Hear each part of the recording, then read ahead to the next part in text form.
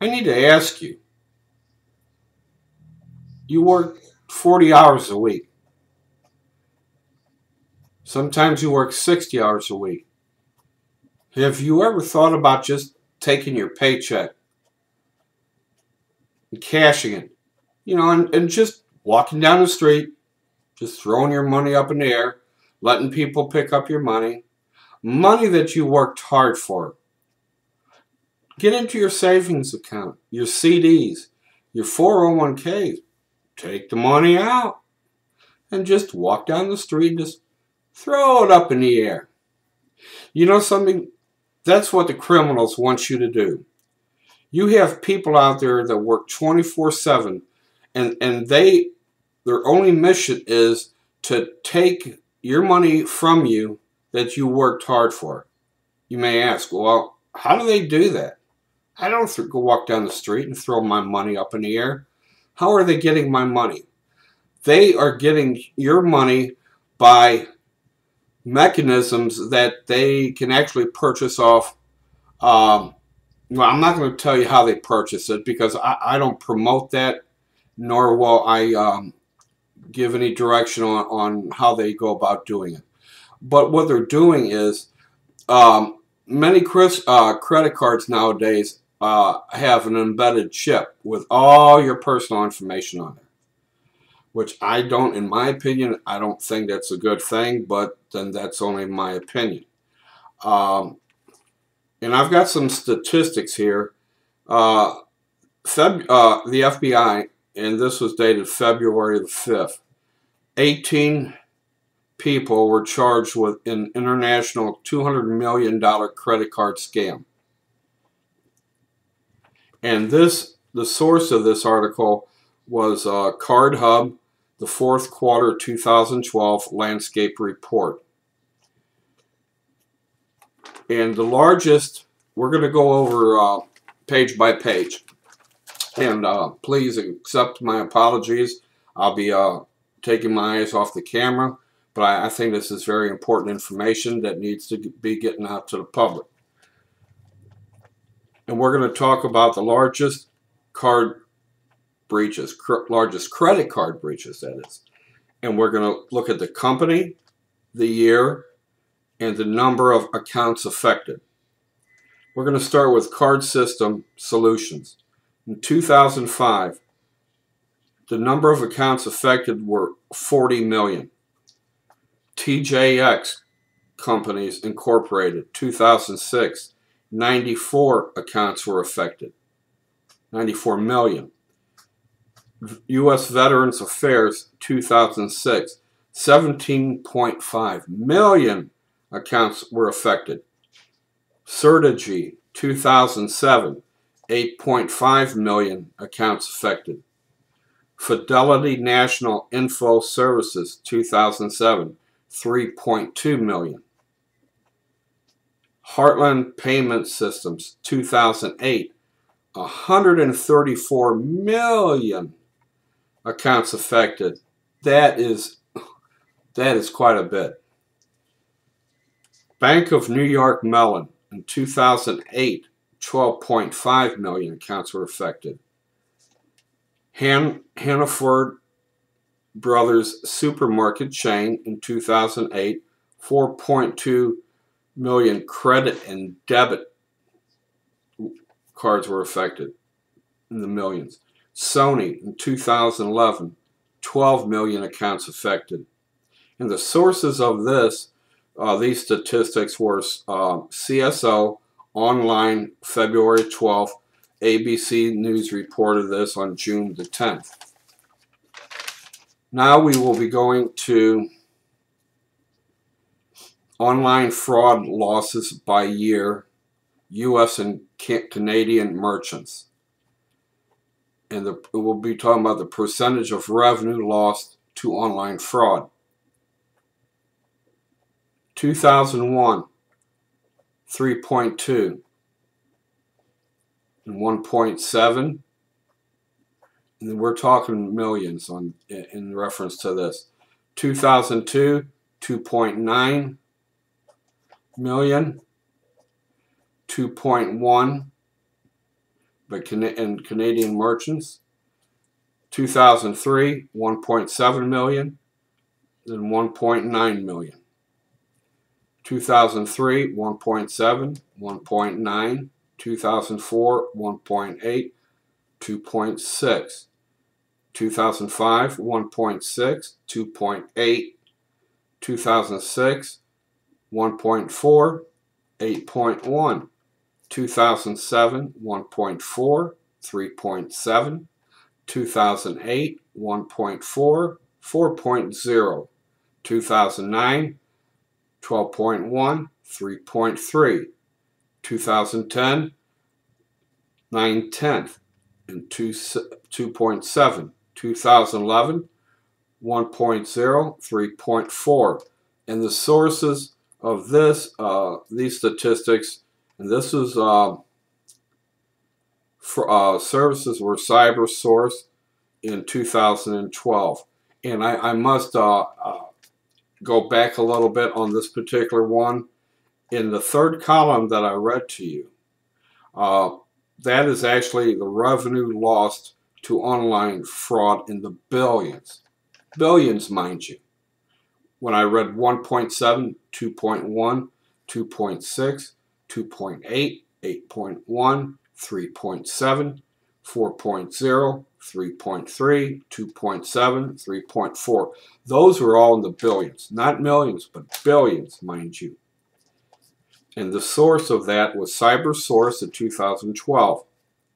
Now, the next one we're going to discuss is the annual e-commerce losses due to fraud. And these are in the billions.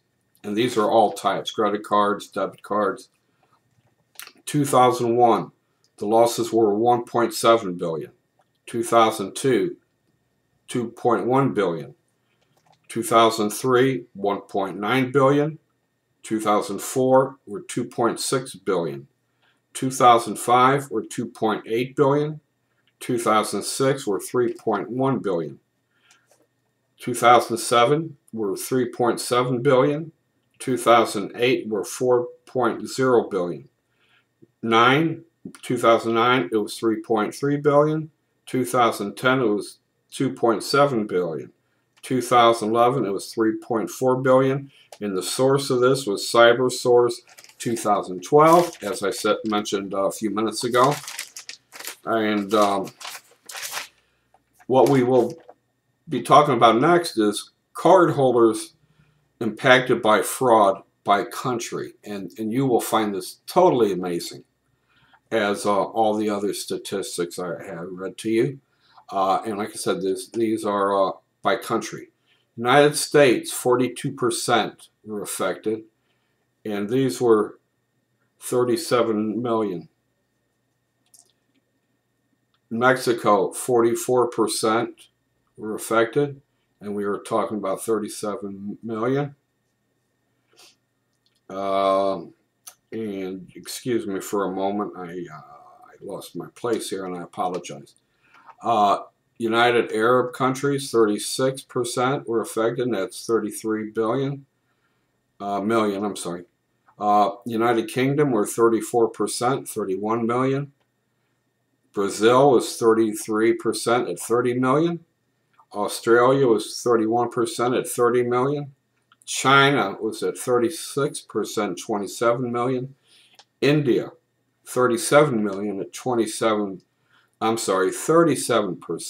at 27 million. Singapore, 24% at 22 million. South Africa was 25% at 20 million. Canada was 45% at 19 million. France was 20% at 18 million. Indonesia was 18% at 4 million. Sweden was 12% at 11 million. Germany was 13% at 10 million. And the Netherlands was 12% at 8 million. That is totally amazing. And the source of this was ACI Payment Systems of 2012. Next, we will be talking about the annual global fraud cases, and these involve the credit and debit cards. I am sorry, let me repeat that and clarify that. It's the annual global fraud losses, and this includes the credit and debit. And these will be going by the year and the amount in billions. Like I said, we're not talking hundreds or thousands, we're talking billions of dollars. In the year 2000, the amount was 27 billion. 2001, it was 3.1 billion. 2002, it was 3.1 billion. 2003, it was 3.6 billion. 2004, it was 4.3 billion. 2005, it was 4.3 billion. 2006, it was 4.8 billion. 2007, it was 5.5 billion. 2008, it was 6.4 billion. 2009, it was 6.9 billion. 2010, it was 7.5 billion. And the source of this was the Nelson report of 2011. Now, what this all involves is, like I said in the beginning, many of the credit cards nowadays have an embedded microchip. And there are devices where a person merely has such device merely has just to walk by you. They don't have to touch you. They just wave that part of electronic equipment there, and it can read all the information. Also, there are what they call palm readers. Many retail stores, and I encourage you, especially in restaurants, if you go to an establishment that their normal way of doing business in reference to payment is to take your credit card and leave, I encourage you to write a check. Never, never, never let your credit card out of sight. They have palm readers, and they can extract information from you. There is actually a news report in reference to what I've talked about in making your own mechanism to read cards. There's actually a news report on a station out of state that a gentleman had one such thing. The newsroom reporter was there.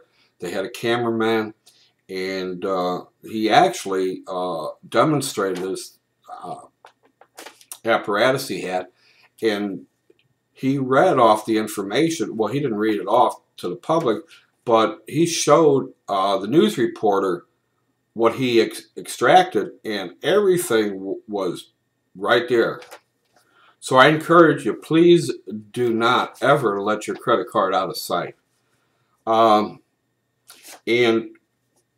what they have wallets out now, and I encourage you to go to Google, and what you want to do is you want to type in RFID wallets, and they have them for women. There's many different styles, and do your reviews. I encourage you, don't look at reviews from the companies that are manufacturing.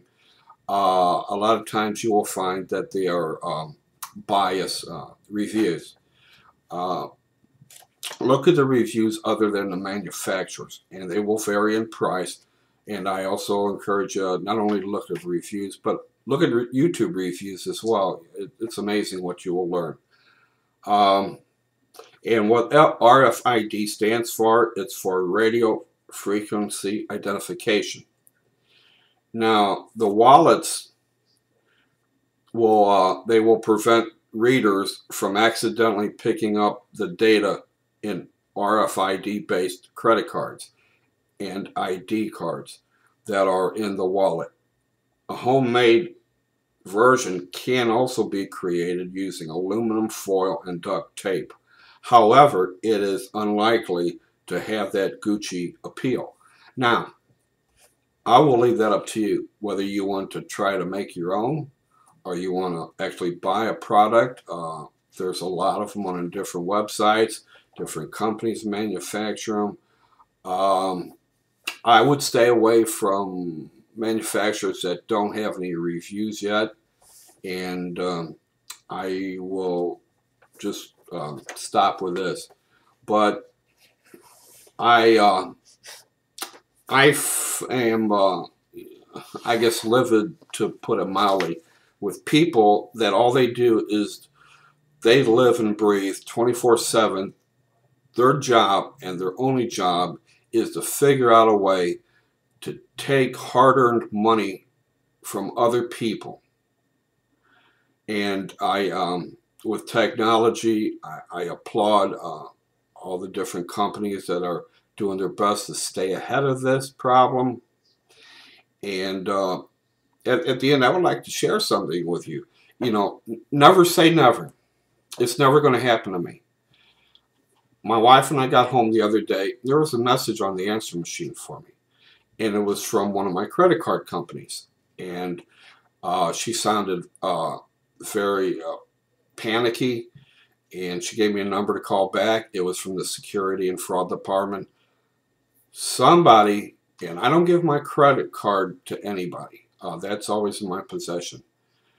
Somehow, the way they explained it, that person or persons had to have a credit card, whether it's a Visa, MasterCard, whatever, had to have an actual card. And a lot of times what they say is they will randomly put in numbers until something pops up.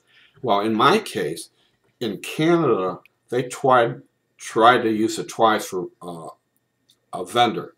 Both times my credit card company denied it. They also tried it again just the same day they called me for a few $100s. And what we're talking about is approximately $1,400 that I very well could have lost because of people like that. Now, what they're going to do, they're going to send out an affidavit for me. Within that affidavit is, you know, when it comes time, if they prosecute these people, would I be more than willing to go along with them? Yes, sir. I raise both my hands on that. And if at all possible, I would sure love to be in the courtroom and see their faces. So I encourage you, please, please, please, if you have those cards that are embedded with a chip, please get an RFID wallet that will protect that. And if you have to, if you can, write a check. So I'm so grateful for the time that we spent together. I apologize that I spent so much time with this video, but I thought it was really important to get this out to not only my country, the U.S., but worldwide as well. So you have a wonderful evening, and we will be talking once again. Take great care.